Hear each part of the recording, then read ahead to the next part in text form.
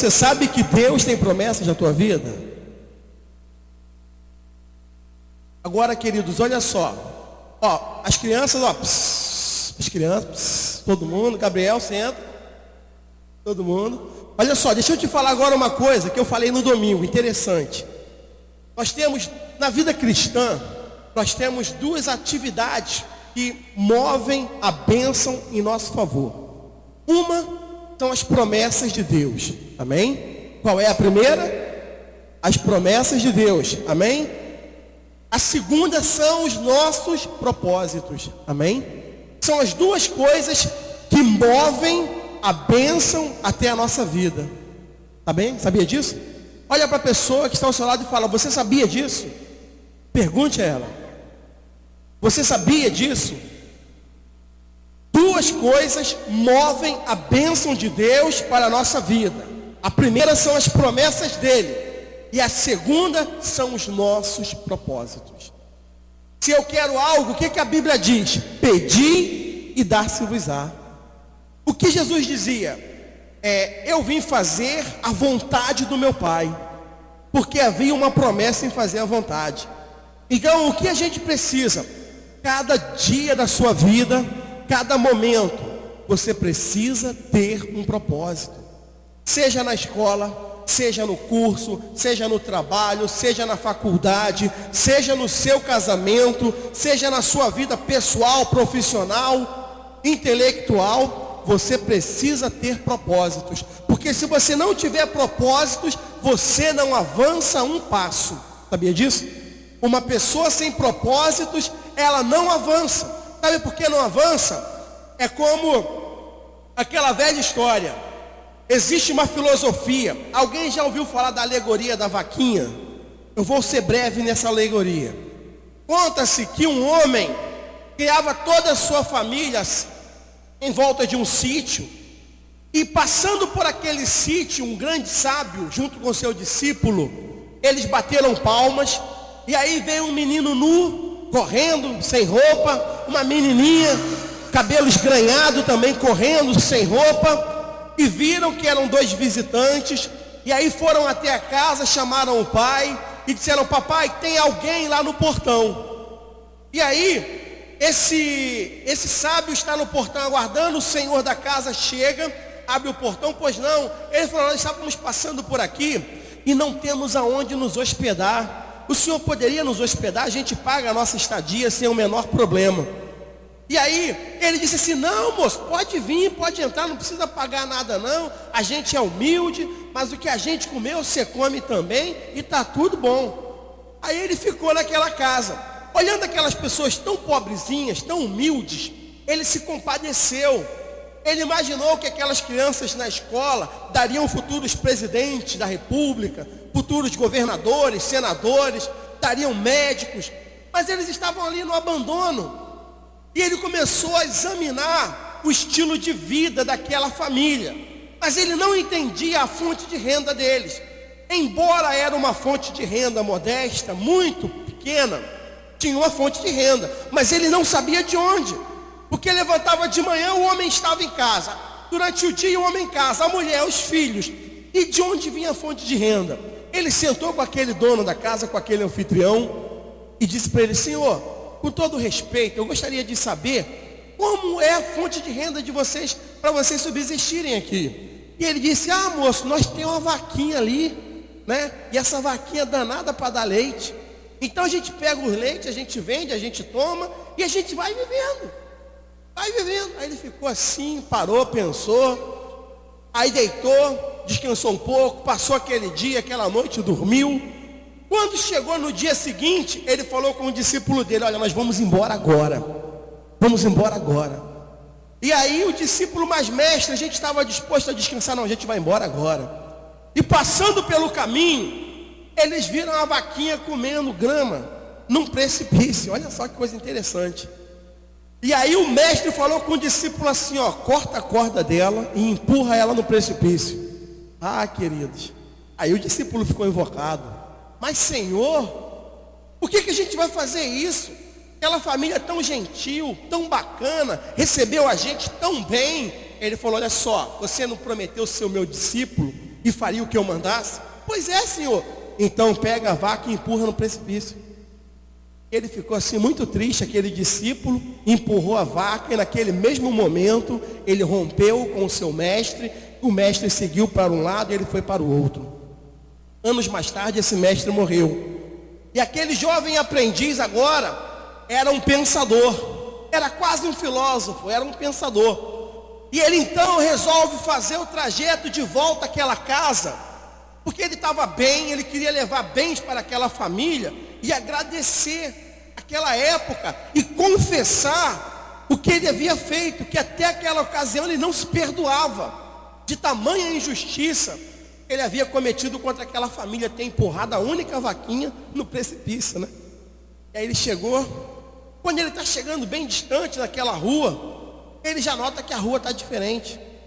E ele procurando a cerquinha humilde, arrebentada para as vacas não passarem, cadê aquela casa? E ele olha um muro bonito, ele calcula o loteamento, irmão, o loteamento é esse daqui. Ele toca o interfone daquele muro, um portão bonito, e ele pergunta assim: vem cá, o meu nome é fulano de tal, e aqui morava uma família, tinha umas crianças lourinhas que brincavam, coisa. O que houve com essa família? Aí falou: quem é o senhor? Ele: não, estive aqui alguns anos atrás, estávamos num grupo de dois, uma dupla, né? Era eu e meu mestre, mas o meu mestre morreu e eu estou viajando pelo mundo, visitando os amigos, eu resolvi passar. O que houve com aquela família? Aí ele falou: aguarda um minuto aí. Aí chegou um rapaz de cerca de uns 13, 14 anos, bem vestidinho, cabelo bem penteado, bem cortadinho. Aí ele falou assim: ô moço, tudo bom? Ele falou assim: mas eu não te conheço. Eu sou o garotinho aqui da fazenda, eu e minha irmãzinha brincava aqui. Ele olhou assim, o rapaz bem arrumado, bonitinho, a casa toda nova. E ele falou assim: mas o que houve? Ele: entra aqui que meu pai está em casa. Aí o pai dele recebeu aquele jovem aprendiz, agora um pensador, e ele falou: Senhor, eu vim aqui porque eu estou com a minha consciência pesada, mas quando eu cheguei na rua, eu já me espantei de ver tamanha prosperidade. O que aconteceu aqui? E ele falou assim: ah, moço, naquela época que você estava aqui, a gente passava uma penúria muito grande. A gente passava uma dificuldade, às vezes tinha almoço, não tinha janta, às vezes a gente não almoçava para jantar, para não dormir de barriga vazia. O que houve? Aí ele falou assim: ah, a gente tinha uma vaquinha, lembra da vaquinha? A gente tinha uma vaquinha, e um dia a vaquinha arrebentou a corda e caiu no precipício. E aí a gente ficou sem nada para comer, sem nada para fazer, e a gente começou a desenvolver atividades novas, e a gente descobriu talentos que a gente não tinha. Nós descobrimos conhecimento de coisas que nós jamais imaginávamos em fazer. E um filho começou a trabalhar, o outro começou a estudar, a mulher foi trabalhar em casa de família, eu fui trabalhar em obra, hoje eu já estou estudado, já fiz o meu primeiro grau, os meus filhos estão estudando, os mais velhos já estão na faculdade, e a gente já ganha o nosso dinheirinho. Aí que aquele jovem aprendiz foi entender o raciocínio do sábio. Queridos, às vezes nós temos que jogar a vaquinha no precipício. Uma coisa está dando mais ou menos que certo, não prospera e nem morre, né? Aí tu fica ali sugando sangue, aquela vaquinha magra, esquelética. Queridos, no dia que a vaquinha cair no precipício, você não vai morrer de fome. E assim é a tua vida espiritual. Muitas vezes você se acostuma à atividade do culto. Você vem na quarta-feira, você vem no domingo, ou você só vem no domingo, ou só vem na quarta-feira. Não, está tudo bem, mas às vezes você precisa colocar um propósito em Deus. Eu não falo de dar oferta apenas, não. É de você colocar um propósito na tua vida. Vem cá, nós estamos agora na reta final do fim do ano. Estamos iniciando o último trimestre do ano. Estamos em outubro. O que você programou para o seu Natal? O que você programou para as suas férias? O que você programou para os feriados que vêm pela frente? Queridos, você tem que fazer isso agora.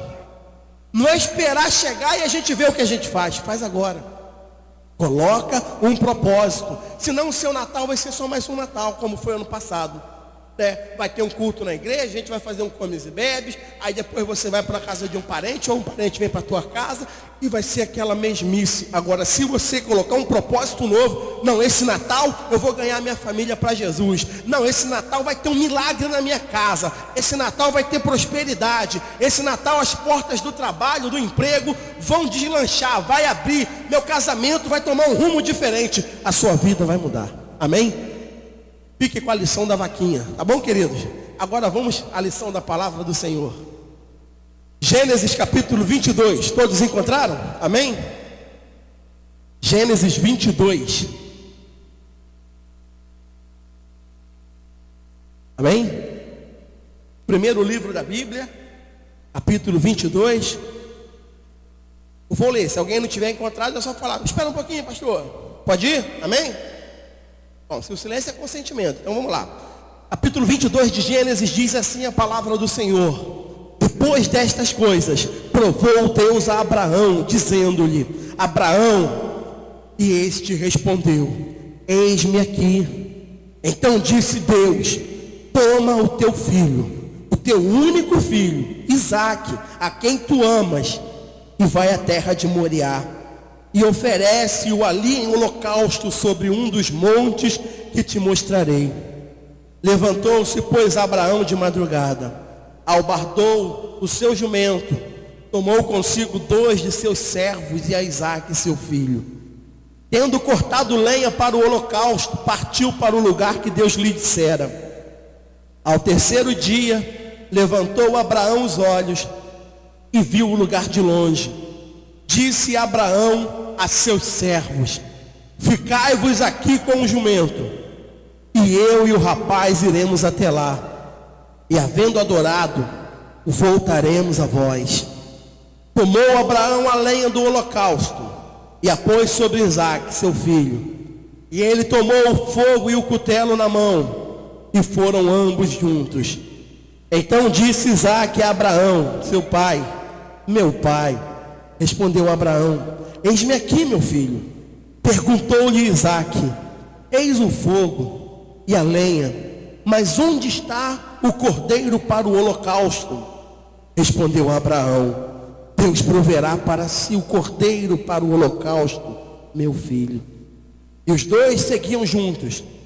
Chegaram ao lugar que Deus lhe dissera, e edificou Abraão ali o altar, e sobre ele pôs em ordem a lenha. Amarrou Isaque seu filho, deitou-o no altar, em cima da lenha, e estendendo a mão, pegou no cutelo para imolar o filho. Mas o anjo do Senhor lhe bradou desde o céu e disse: Abraão, Abraão. Respondeu ele: eis-me aqui. Então disse o anjo: não estendas a tua mão sobre o rapaz e não lhes faça nada. Agora sei que temes a Deus, pois não me negastes o teu filho, o teu único filho. Então levantou Abraão os olhos e olhou, e viu atrás de si um carneiro preso pelos chifres entre os arbustos. Foi Abraão, tomou o carneiro e o ofereceu em holocausto em lugar de seu filho. Assim chamou Abraão aquele lugar de o Senhor proverá. Daí dizer-se até o dia de hoje: no monte do Senhor se proverá. Então o anjo do Senhor bradou a Abraão pela segunda vez desde o céu e disse: por mim mesmo jurei, diz o Senhor, porque fizeste isto e não me negaste o teu filho, o teu único filho, que deveras te abençoarei, e grandemente multiplicarei a tua descendência como as estrelas do céu e como a areia que está na praia do mar. A tua descendência tomará posse das cidades dos seus inimigos, e em tua descendência serão benditas todas as famílias da terra, porque obedeceste a minha voz. Amém? Curve a sua cabeça, oramos ao Senhor. Deus amado, em nome de Jesus, lemos a tua palavra nesta noite mais uma vez. E agora, Pai, eu quero chegar diante do teu altar em oração e pedir, Pai, que todo o meu eu, que todo, Senhor, a minha soberba, que todo o orgulho, que todo o conceito de conhecimento humano caia por terra agora. Porque este momento tão sublime da tua palavra precisa de unção, precisa de autoridade de Deus, precisa de que o Senhor me use, Pai, poderosamente para trazer uma palavra que transforme vidas, uma palavra que gere milagre, uma palavra que materialize o milagre na vida de cada um que está aqui, inclusive eu. Então, meu Deus, em nome de Jesus Cristo, Esvazia-me do meu ego, esvazia-me de todo o conceito humano, de toda a ciência humana, e encha-me da tua unção, pelo teu Espírito Santo, de autoridade na tua palavra, para que eu possa transmitir uma palavra única, que produza um único milagre verdadeiro na vida dessa pessoa que crer, em nome de Jesus. Amém. Queridos, muito atento agora. Deus, são 8h30. Então fica atento. Todos vocês conhecem a história de Abraão. Alguns mais ou menos, outros mais a fundo. Porém, todo mundo sabe que o princípio da religião começa em Abraão. O princípio da religião de Deus, do Deus vivo, do Deus único, começa com Abraão.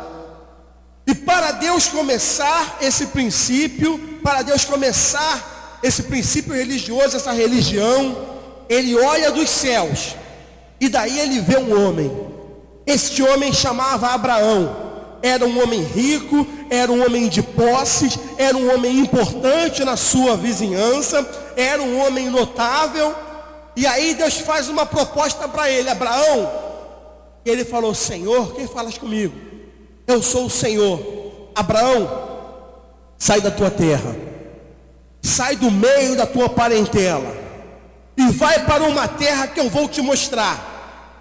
E eu vou fazer de você um homem grande. Vou fazer de você pai de uma multidão. E aí, queridos, Abraão, ele não pensou duas vezes. Sabe por quê? Abraão tinha um propósito. Abraão queria conquistar o seu próprio legado. Abraão queria conquistar a sua própria fortuna. Abraão queria conquistar a sua própria liberdade financeira. Abraão queria conquistar algo que não dependesse do pai, que não dependesse da mãe, que não dependesse do irmão. Ele queria conquistar algo próprio. Ele tinha um propósito. E aí Deus vem e faz uma promessa. Abraão, então, ele ouve a promessa do Senhor. E aí ele encontra o quê? Uma oportunidade. Queridos, quantas pessoas não têm sido prósperas, quantas pessoas não têm sido curadas, porque não têm oportunidade. Amém? E a oportunidade muitas vezes ela chega na nossa porta e vai embora tão rápido que nós sequer notamos. Por isso você tem que ficar atento. Jesus Cristo disse: vigiai e orai. Ele não disse orai e vigiai. Ele não mandou você orar primeiro para depois vigiar. Ele mandou você vigiar primeiro. Porque quando chegar a oportunidade, queridos, se você não estiver atento, você não vive o milagre. E aí Abraão, ele ouve a voz do Senhor, e a voz diz: sai da tua terra, sai do meio da tua parentela, e vai para uma terra que eu ainda vou lhe mostrar. Aí, queridos, olha só o que acontece. Abraão chega para a esposa e fala: mulher, o momento é esse. O momento é agora. Mas o que foi, homem? O Senhor me chamou. Ele disse que Ele vai fazer de mim uma pessoa grande. Queridos, deixa-se observar que naquela época Deus não falava com ninguém. Segundo os livros de história de 1º e 2º grau, naquela época alguns homens começaram a buscar os deuses. E o artifício de criar deuses era uma profissão muito lucrativa. Profissão essa que o irmão de Abraão, Naor, praticava. Mas o Deus vivo, o Deus verdadeiro, Ele não falava com ninguém. Com ninguém. Deus, Ele é Deus, amém? Se Ele quer, Ele fala, e se Ele não quer, não adianta, você não vai fazer Ele falar. Se Ele quer, Ele faz aliança, e se Ele não quer, Ele não faz aliança. E aí agora Abraão, ele ouve a voz do Senhor, ele chama a sua esposa e fala: mulher, o momento é esse. Queridos, Abraão poderia ter duvidado de que era Deus, porque naquela época os demônios também falavam com os homens. Naquela época os demônios usavam os homens no artifício de criar imagens para fazer deuses. Mas Abraão tinha uma convicção que era Deus. Sabe por quê? Porque a proposta de Deus era realizar o impossível. Amém? Olha para a pessoa que está ao seu lado e diga para ela: Deus só faz o impossível. Só faz o impossível. Olha só que coisa interessante. Eu já li um autor de um livro muito inteligente, um cara dinâmico, que ele falou assim: Deus parecia que fazia pegadinha. Ele pega um velho e uma mulher estéril e fala: você vai ser pai de uma grande nação. Está vendo como é que é impossível? É impossível. Daí Abraão não teve dúvida, porque se Deus falasse assim: Abraão, ó, você vai plantar ali, eu vou dizer qual semente tu vai escolher, vai nascer. Abraão ficaria com dúvida, porque isso qualquer um faria. Mas Deus fez a ele uma proposta diferente: Abraão, a tua mulher é estéril, tua única esposa é estéril, a mulher que você ama não pode dar luz a filhos, e você já é um homem velho, um ancião, e eu vou fazer de você pai de uma grande nação. Queridos, é por fé, amém? Olha para a pessoa que está ao seu lado e fala: relacionamento com Deus é por fé. É por fé. É, queridos. Imagina ali o velhinho. Imagina o velhinho de 75 anos. O cara fala para ele assim: ó, tu vai ser pai. Ele vai rir. Ainda mais com a mulher estéril, nem inseminação artificial não dava. E ele era fiel à sua mulher. E aí Deus fala: você vai ser pai, e será de uma grande nação. Aí Abraão falou: essa é a promessa de Deus, eu me seguro nisso. Querido, segure para a tua vida o que Deus promete. Parece impossível, porque Deus quer realizar o impossível. Deus realiza o impossível. O possível você tem que fazer. Levantar para ir trabalhar, bater o cartão lá, bater o teu ponto, é o possível. Agora, tirar sustento quando não tem emprego, quando não tem dinheiro, é milagre de Deus. E aí agora, Abraão chega para a mulher dele e fala: mulher, é o nosso momento, vamos lá. E ela disse: mas vamos para onde, homem? Ele falou: não sei. Você imagina essa mulher, coitada, essa mulher devia ter tantas dores no estômago, tanta cólica, e se ela não fosse estéril, ela ficaria, esse homem ficou louco. Ela está velho já, quer sair deserto afora. Aí sai uma multidão com ele, sabe por quê? Quando Deus te chama para viver uma promessa, Ele te dá estrutura para a promessa se cumprir na tua vida. Mas Ele só dá estrutura quando você dá o primeiro passo: eu vou fazer. Se você ficar sentado, Senhor, manda a estrutura, tu vai morrer velho sentado. Agora, se você der o primeiro passo, Abraão não chamou ninguém logo de cara. A Bíblia nem dá ênfase do que eu estou dizendo sobre a esposa dele. Eu estou aqui dando vida a uma ideia. O fato é que quando Deus falou: sai e vai, ele falou: tudo bem, estou aqui, Senhor, é para mim mesmo. Aí Deus coloca o coração da esposa dele inclinado a obedecer. Deus coloca um sobrinho que ele tinha por um filho, pois ele não podia ter filho, ele criou o sobrinho, né? Para ir com ele, junto com a mulher, com a esposa. Deus coloca um montão de servos e ele sai agora com uma comitiva. Ele sai com toda uma estrutura para viver a promessa de Deus. Mas sabe por quê? Porque ele tinha o propósito de viver a promessa. Amém? Se você não tiver o propósito de viver a promessa, é só demagogia, é só filosofia vã. Pastor vai chegar aqui, vai contar que Deus abriu o céu, que Deus abriu o mar, você vai ouvir, vai se arrepiar, vai chorar, talvez vai pular, vai falar mistério, mas vai ficar na pobreza. Tem muito crente que fala mistério, que dá pulo, mas não prospera, porque está no centro da promessa, mas não tem propósito. E se fosse inteligente, a pessoa pensaria assim: poxa, mas eu coloquei um propósito um dia de falar em línguas estranhas, e eu orei, eu jejuei, eu busquei, eu fui no monte, eu fui no céu e falei em mistério. Se ele botar esse propósito no casamento dele, o casamento decola. Se botar esse propósito na vida financeira dele, a vida financeira decola. E aí Abraão, então, ele ouve a promessa. Quando ele ouviu a promessa, ele criou o propósito, pegou e foi. E no caminho, queridos, Deus ficava muitas vezes, muito tempo sem falar nada. Porque às vezes você vem na igreja, o pastor fala uma palavra e você sente essa profecia para mim. E aí passa 1 mês, 2 meses, 6 meses, e você não ouve mais nada. Agora, isso aí é a aprovação da fé. A Bíblia diz que Deus nos prova, mas o diabo nos tenta. O diabo tenta o homem e Deus nos prova. E aí agora, Abraão segue com toda a sua comitiva, estrada fora, e passa chuva, sol, tempestade, seca, fome, e muitas vezes Deus não fala nada. Muitas vezes, querido, você vem para a igreja, você está caminhando, você está orando e Deus não fala nada. Aí você olha para o seu lado assim, o cara que é todo errado, vai na igreja de vez em quando, mexe com coisa roubada, não sei o quê. Cara que eu digo no sentido genérico, pode ser a cara, a mulher, né? E está sempre ali prosperando, triunfando. Porque servir a Deus não é sinônimo de ser próspero. Amém? Pastor, calma aí, essa coisa é meio contraditória. Servir a Deus, queridos, é questão de salvação. Quem é salvo serve. Agora, quer prosperar, coloca propósitos. Coloca propósito. É como o cara que quer falar em mistério. Ele ora de manhã, ele ora de noite, ele não janta, ele não almoça, ele faz jejum, ele faz não sei o quê. Daqui a pouco está enrolando a língua e falando a língua dos anjos, como eles dizem.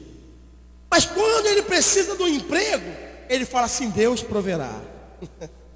Deus proverá. E Deus falou: pedi e dar-se-vos-á, batei que a porta se abre.